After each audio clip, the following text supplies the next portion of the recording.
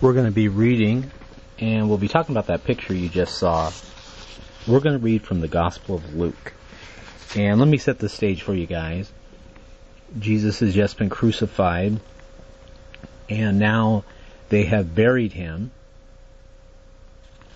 And the women, as was the custom in that time, they had prepared for his burial, and notice it says they're coming back to return, and they prepared spices and ointments. And let me move my computer up a bit here, my laptop. Okay. So watch what happens. They're going to go back to the sepulcher, and this is what they're going to see. There's the women, and look who's on the left there.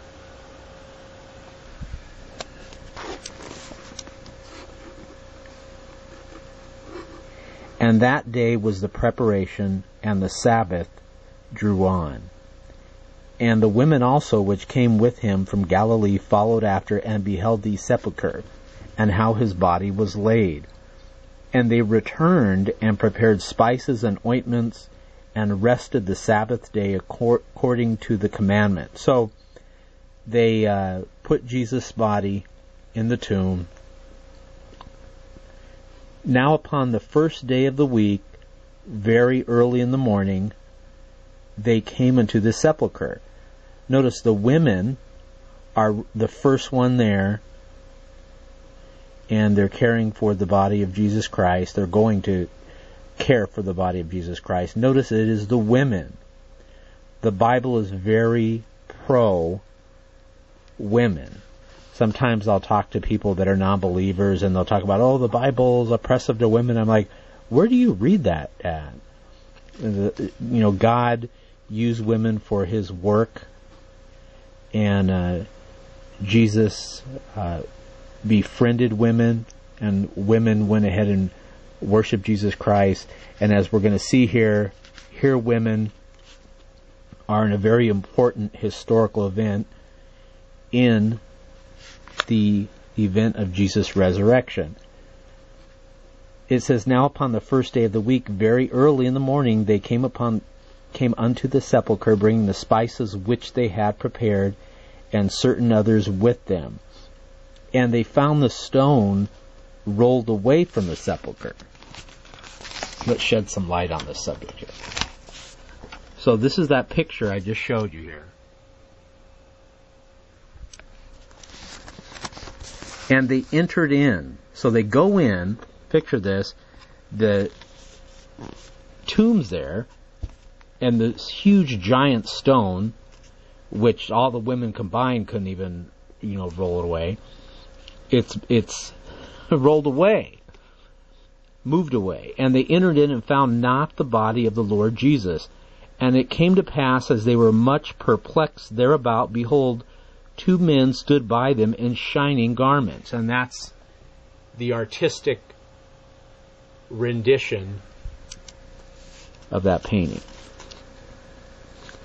And as they were afraid, and bowed down their faces to the earth, they said unto them. Now the angels are going to speak to these women. And you know what I love about the angels? If you go through the Bible, the angels, how do I say this? I'm just going to say it I'm going to paraphrase it. The angels speak in a really cool way. They're awesome. They always speak in a way that is powerful, and it's I just think it's awesome. Look what the angels say to these women. Why seek ye the living among the dead? I love the way that sounds. They're basically saying, why are you here looking for the living among the dead? And then they say, he is not here, but is risen. Remember how he spake unto you when he was yet in Galilee? Because Jesus talked about how he was going to rise again. And the angels say this, remember how he spoke unto you when he was in Galilee, saying, the Son of Man must be delivered into the hands of sinful men and be crucified, and on the third day rise again. And here we go. Right here it says, and they remembered his words. Now they remember. and returned from the sepulchre and told all these things unto the 11 and to all the rest. It was Mary Magdalene and Joanna and Mary the mother of James and other women. Notice all these women being used in this very important major event in history. God uses these women to glorify his Son. Notice it says, and their words seemed to them as idle tales. No one believed them. Why would these women all get together and lie? But it's just so phenomenal and just so unbelievable, no one believed them. But it is interesting. Look what happens here. Then arose Peter. Peter knew something was up and ran. Notice he doesn't walk. He runs to the sepulchre. And stooping down, Peter's looking in, he beheld the linen clothes laid by themselves and departed, wondering in himself at that which was come to pass.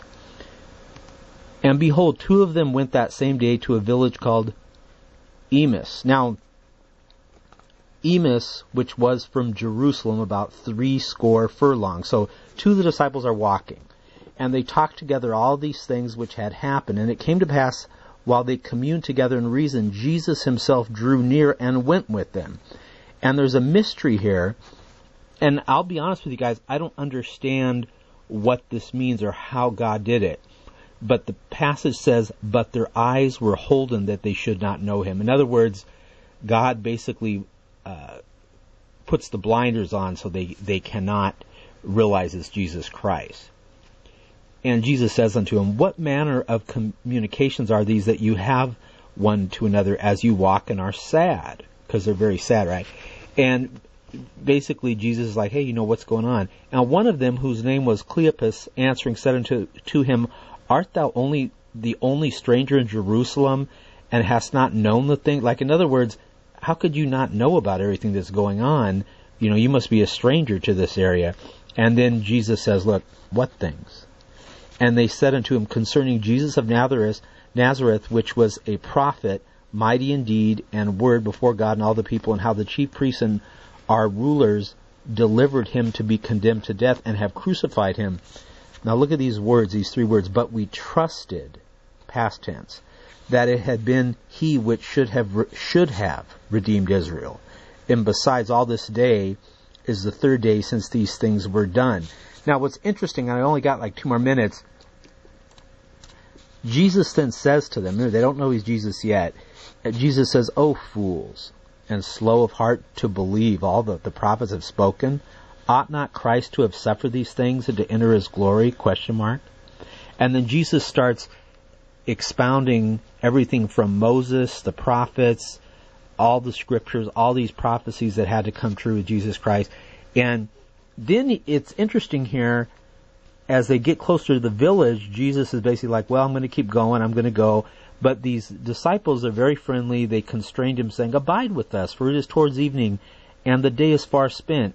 And he went in to tarry with them. In other words, like, no, kick back with us. You know, we can get something to eat. You know, it's getting kind of dark, you know. And now, this part's beautiful. And it came to pass as he sat at meat with them, he took bread and blessed it and broke it and gave to them, and their eyes were open. It is interesting, their eyes were open as he breaks bread. And they said to one another, did not our heart burn within us while he talked with us, while they were walking along, remember? And while he opened to us the scriptures. I have a friend of mine on YouTube.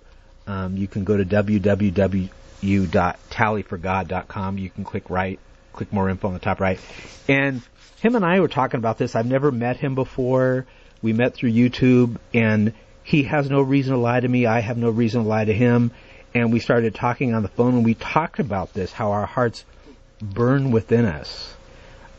It's really a spiritual thing. I'm not, Tally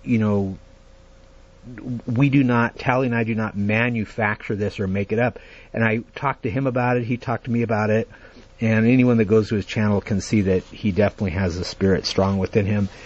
Check out his channel. God bless you guys. I hope this has helped you understand the Scriptures more, and have a great week.